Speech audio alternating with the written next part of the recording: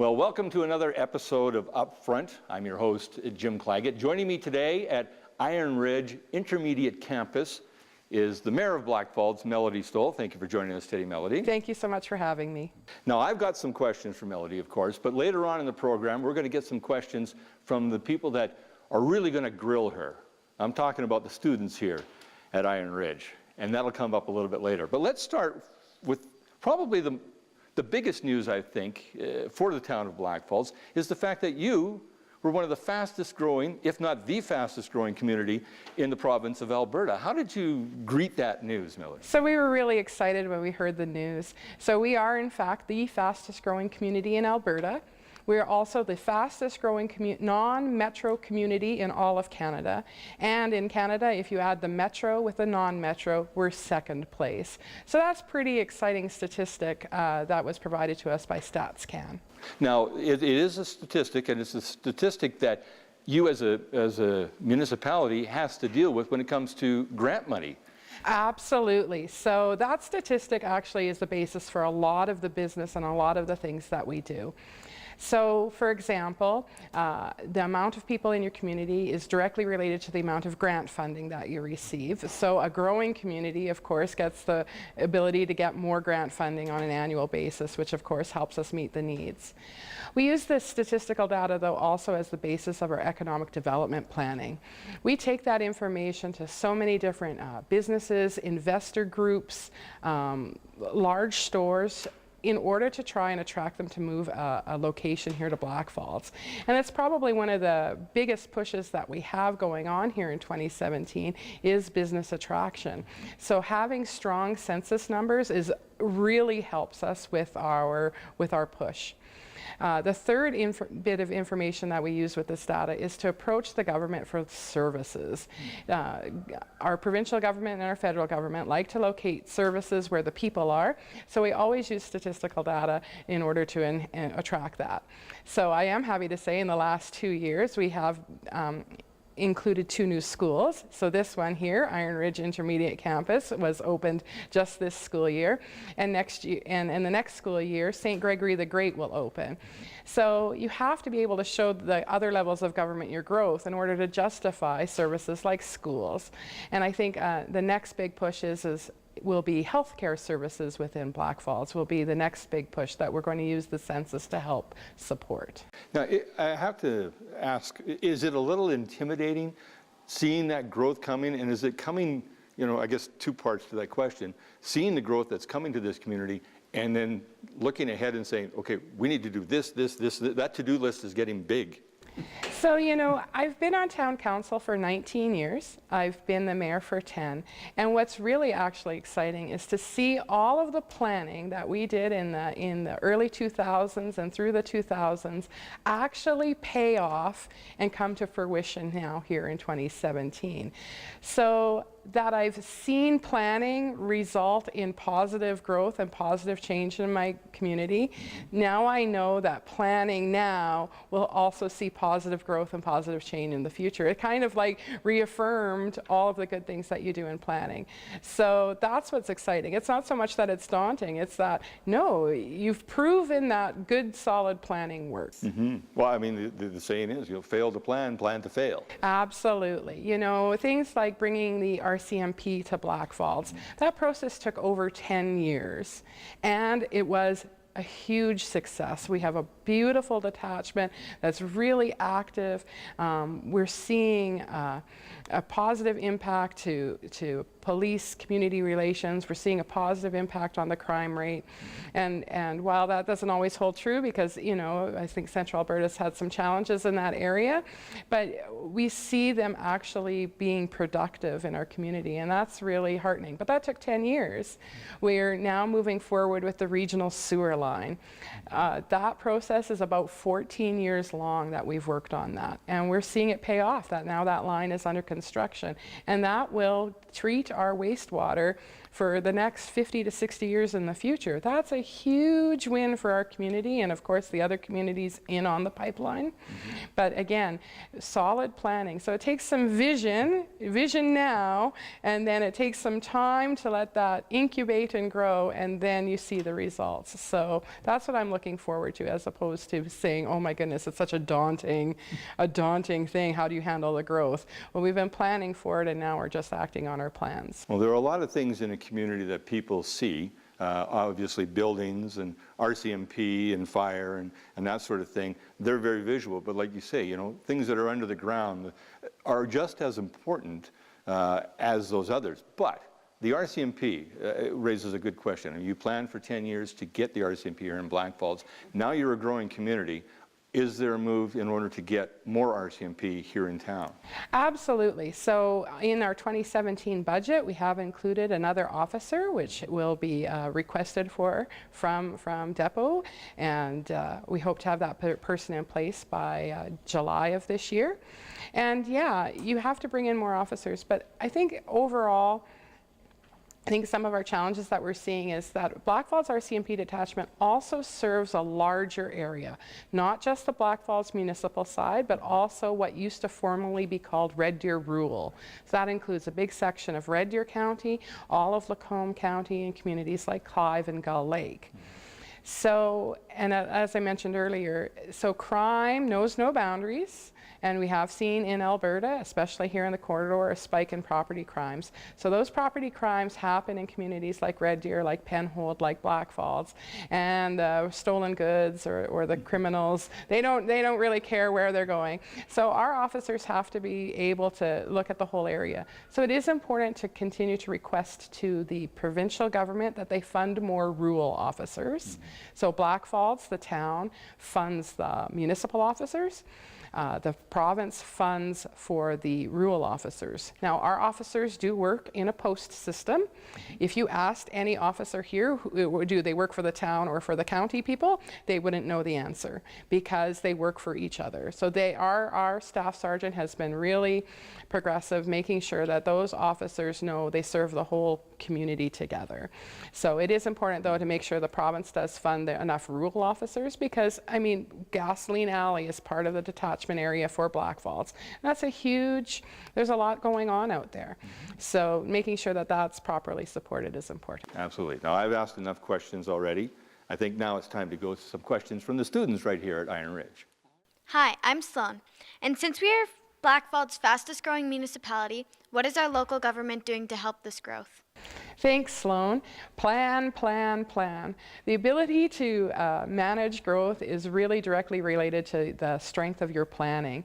So Blackfalds has planning documents such as a municipal sustainability plan, which tries to look at all aspects of a municipality, their financial health, their cultural and their social health, as well as their governance health. Are they governing in a sensible way, such as involving the public in what they're doing?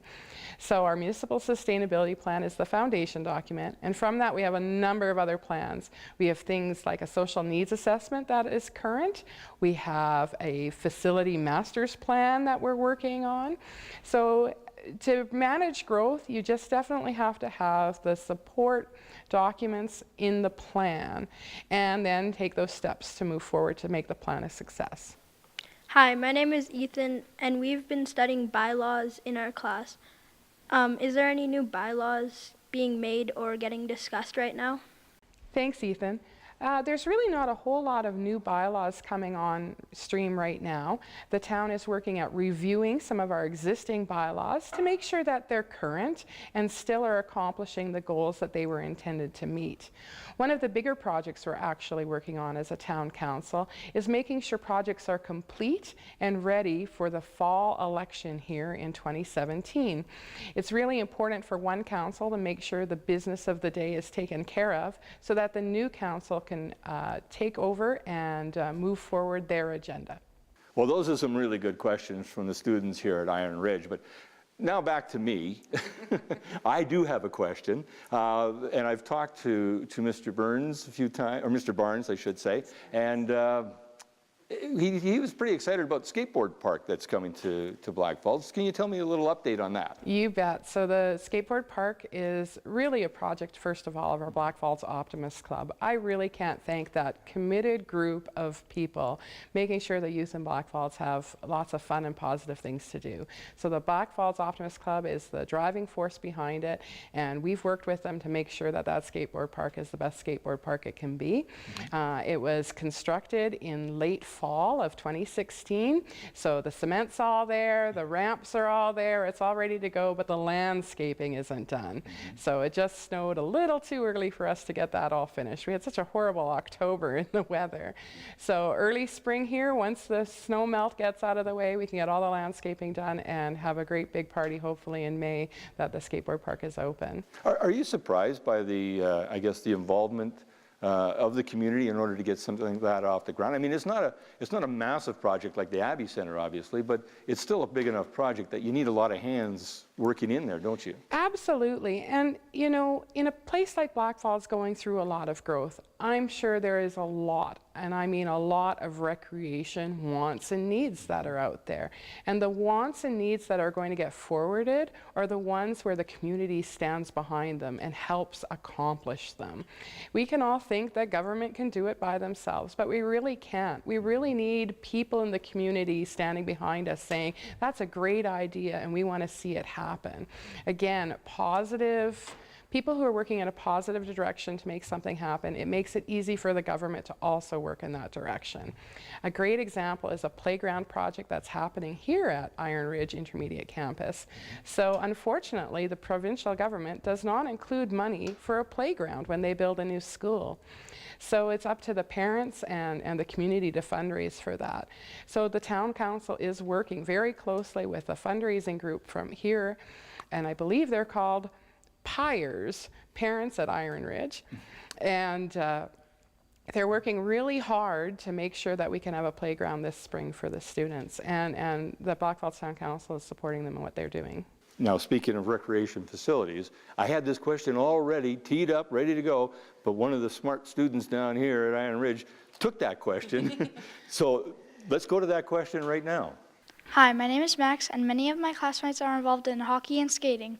Can you talk a little bit about the new arena that is going to be built?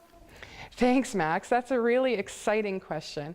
So in Blackfalds, a group of parents and supporters formed a new society called DIDS, Dual Ice Development Society. And this group has taken it upon themselves to start fundraising to help get that second sheet of indoor ice to help meet the needs of all of our ice sports. What's exciting in Blackfalds is our outdoor rink is in the same location as our indoor rink, but that outdoor rink is already hooked up to the ice plant. So what we're looking for is a building to go over top of it, and it would already be an indoor sheet of ice. So working with DIDS, the town council hopes to start really fundraising and promoting that project. At last week's council meeting, we approved some monies to start doing some renderings and seeing how this project can move forward successfully. Hi, my name is Hayden, and competitive swimming is very important to me. Is there any chances in the future to have an indoor pool? Thanks, Hayden. That's a great question.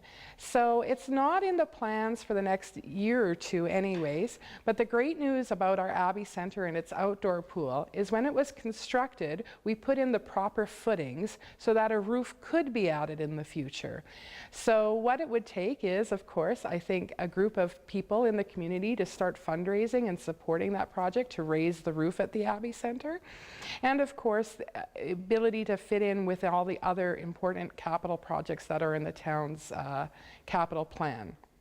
So the future is good for the Abbey Center because those footings are there, and for right now we'll just keep enjoying it as the outdoor pool, and we hope that in the future one day that we'd be able to meet that need. Well, that's another good question as far as recreation facilities go, Melody, but you have more information with regards to what's happening. So there's another great project happening in 2017, and that is the expansion of our community hall. And at the community hall, we're going to include a Parent Link Center.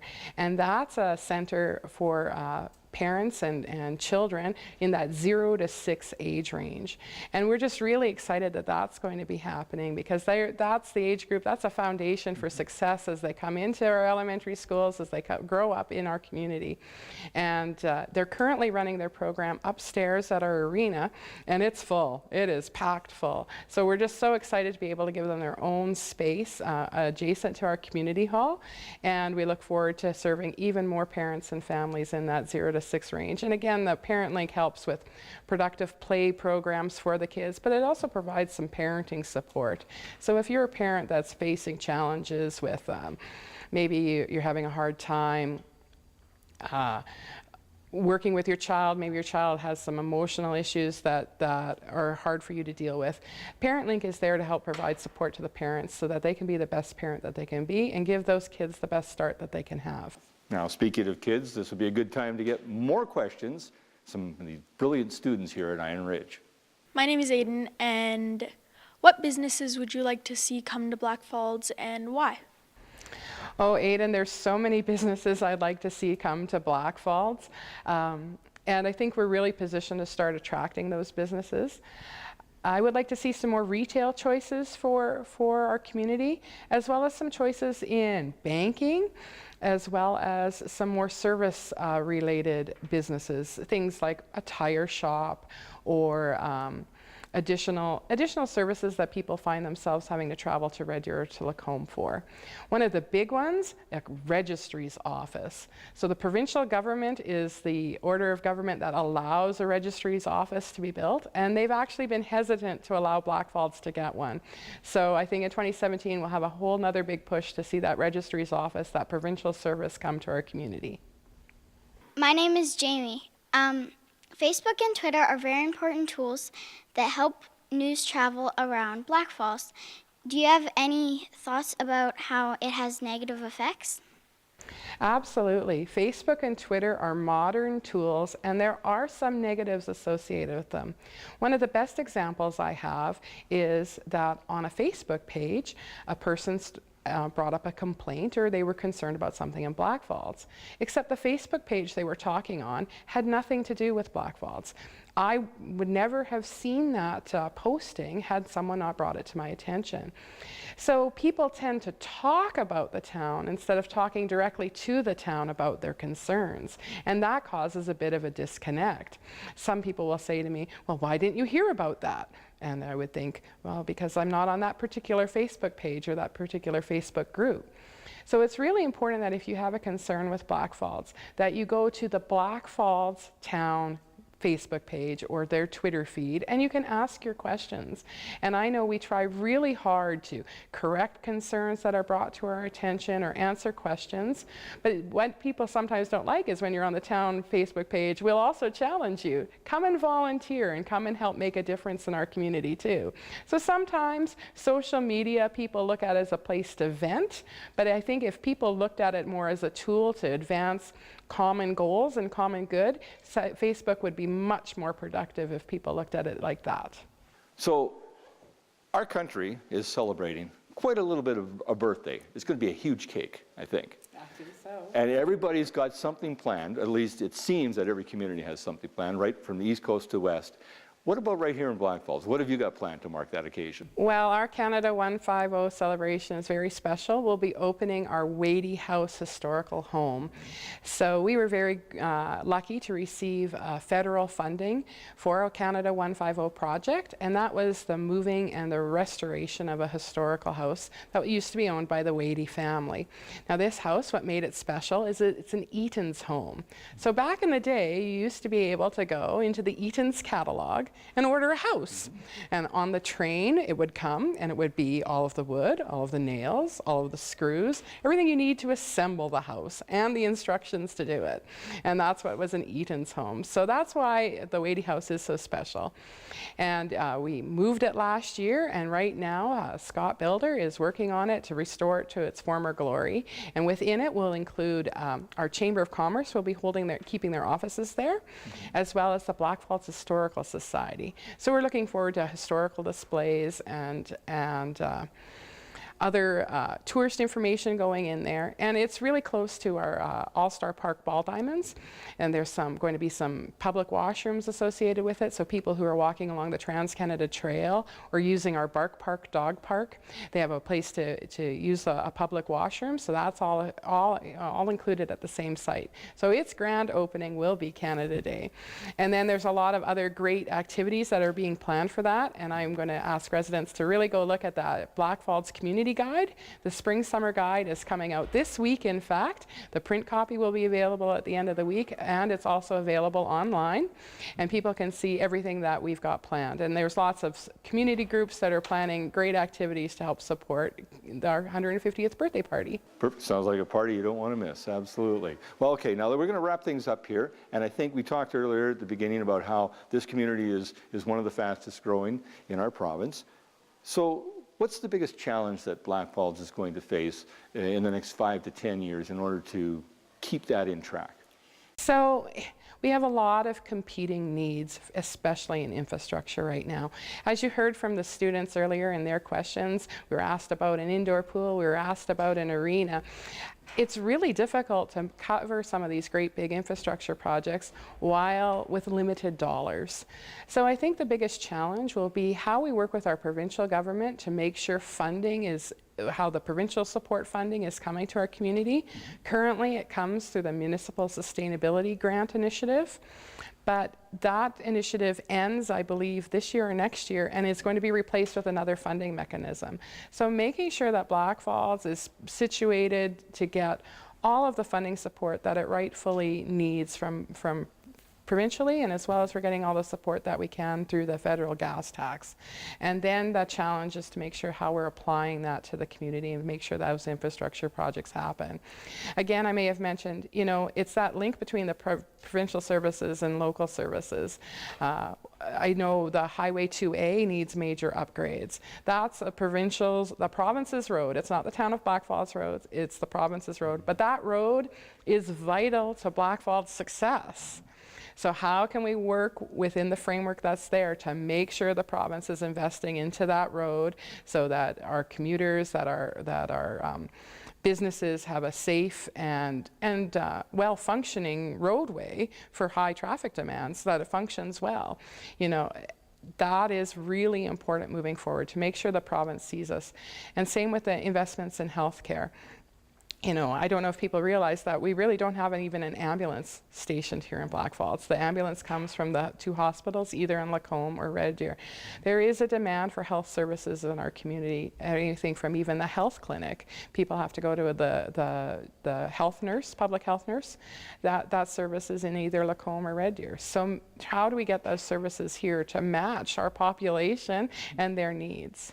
Absolutely. Well, lots of things are happening in this community, and it sounds like you guys have a plan to succeed and not to fail, that's for sure. Hopefully we're doing the best we can with the resources that we have. Absolutely, like everybody else, I guess, exactly. Well, my thanks once again. That's going to be it for this edition of Upfront. Thank you to Mayor Melodie Stol for joining us. Thank you to the students from Iron Ridge Intermediate Campus. I think I got it right. I know I did go to the wrong school at first, and I'll admit that on camera right now. But thank you to them for their brilliant questions, and thanks to you for joining us today.